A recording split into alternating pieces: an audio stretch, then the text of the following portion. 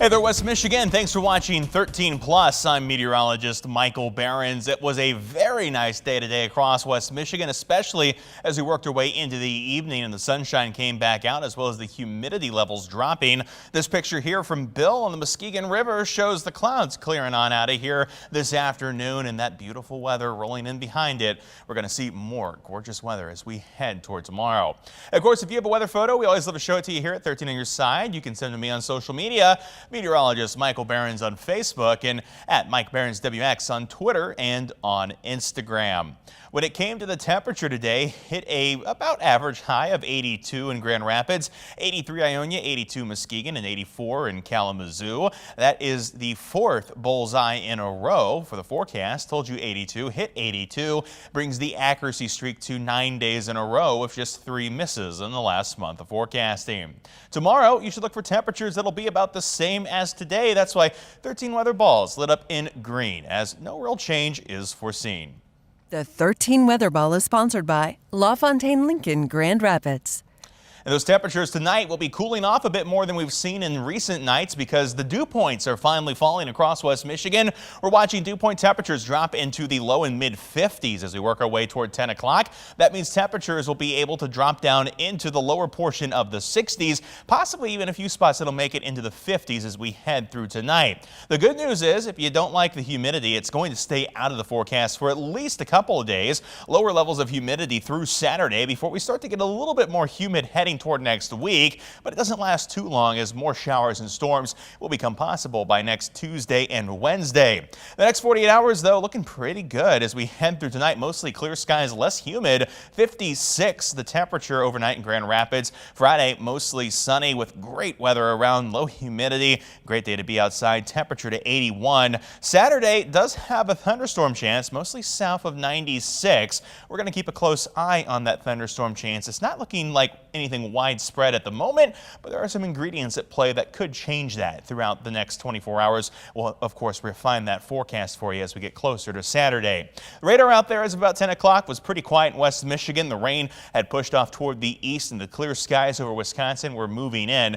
We're going to see that pattern again continue as we head through tonight with a pretty quiet forecast into the early part of Friday. Mostly sunny skies throughout the entirety of the day on Friday. Cloud cover, you'll notice, start to increase as we head into the evening hours Friday, and the early part of Saturday will turn mostly cloudy. Could see a stray shower after midnight push through portions of West Michigan. And again, those areas south of 96, maybe a thunderstorm that could flare up here throughout the day on Saturday. The chances, though, again, looking pretty small, but they're not zero, so we're going to keep a close eye on that. As we work our way through Saturday night, that cloud cover pushes on out, and we're back to a pretty quiet forecast, though a little bit warmer as we head into Sunday afternoon. As for those thunderstorm chances that we have on Saturday, small chance a few of them could be gusty. There is a level 1 out of 5 risk for severe weather in place. Again, this is not looking like a big threat to at least me right now, so we will monitor this and of course update you as we get closer to the weekend. Temperatures out there for your Friday, they're going to be great. 70s and 80s on the lakeshore of mostly sunny skies across West Michigan. We'll be looking at upper 70s to low 80s for our northern zones, with temperatures from Grand Rapids down to Kalamazoo mostly hanging around in the low 80s. 13 on your side, 10-day outlook. That shows temperatures that will stay about average through the beginning of the weekend with a little bit of haze coming out on Saturday as well. Those temperatures start to climb on Sunday with humidity coming back by Monday as well as the mid-80s. Shower and storm chances pop up on Tuesday into Wednesday, dropping temperatures back down near average and getting rid of the humidity once again as we head toward the end of the week. But the final 2 days of that forecast will bring humid and pretty toasty weather back to the region. The 13 on your side beach and boating forecast, sponsored by AAC Credit Union. The beach and boating forecast tomorrow not looking too bad, but beach hazard statements stay in effect through Thursday night into the early part of Friday morning, but waves will be decreasing throughout the overnight hours, making Friday a pretty good beach day. Expect waves of only about a foot across Lake Michigan as we head through the day on Friday. We told you to put that beach day off till the end of the week, and I think it's going to pay off because we're looking at very nice weather along the lakeshore with light winds, low humidity, and comfortable temperatures. We're also seeing water temperatures that have been improved with a lot of 70s out there on Lake Michigan, even as far north as Duck Lake on Thursday. Water temperatures really starting to get nice.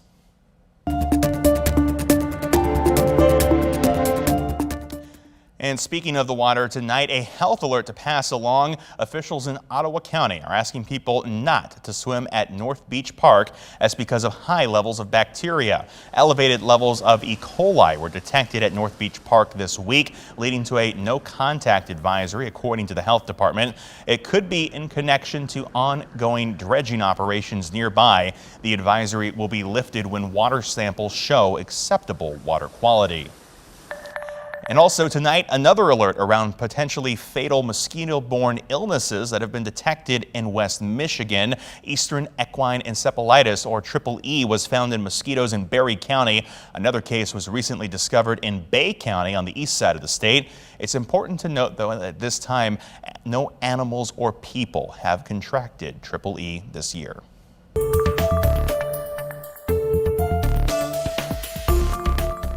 And moving on from health concerns to mitigating storm damage, this week Consumers Energy announced a proposal to put some West Michigan power lines underground. 13 on your side's Josh Albertus reports from Portland, where almost all power lines are already underground, to find out how this could impact energy customers.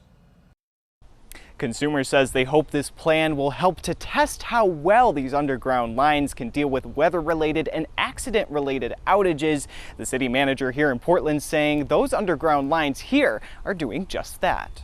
At first glance, the city of Portland might seem like any other small-town Michigan charm, but if you look closer, one thing is missing: power lines. Where are they? Underground. The city of Portland is well over 90% of our electric utility is underground. It's a scene Consumers Energy is hoping to bring to other areas after announcing a proposal Wednesday to bury their power lines underground in certain areas often prone to power outages. So while we can't control the weather and we can't control, the fact that there are these more extreme storms that we're seeing more frequently, we can control how we prepare for them. And this program, burying the power lines, this is just one tool in our toolbox to do that. The proposal is aimed at circuits in several counties across the state, including Allegan, Ottawa, and Montcalm counties in West Michigan.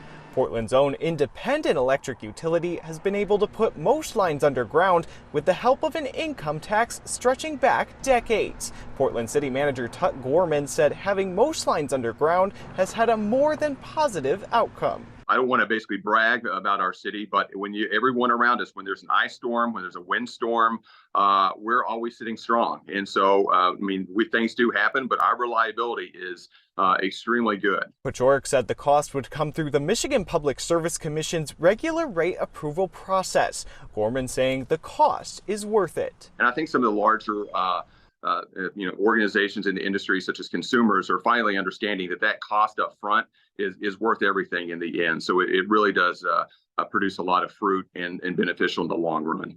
The consumer proposal is still awaiting approval from the Public Service Commission. Pachoric says they're hoping to get a decision on that approval before the end of this year. Reporting in Portland, Josh Albertus, 13 on your side. Finally tonight, college basketball may still be several months away, but Michigan's women's team is already getting fans fired up. They posted a new video to Twitter that shows their skills go way beyond the basketball court. Here we go, Greta. Hi, me. We got the music now. Yes.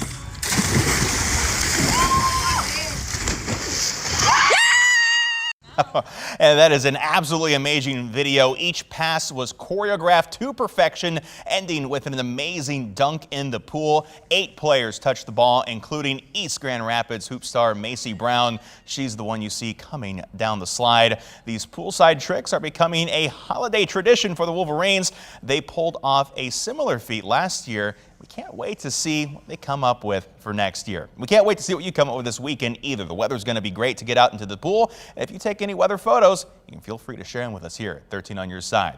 For now, though, thanks for watching 13 Plus. I'm meteorologist Michael Behrens. Hope you have a great night.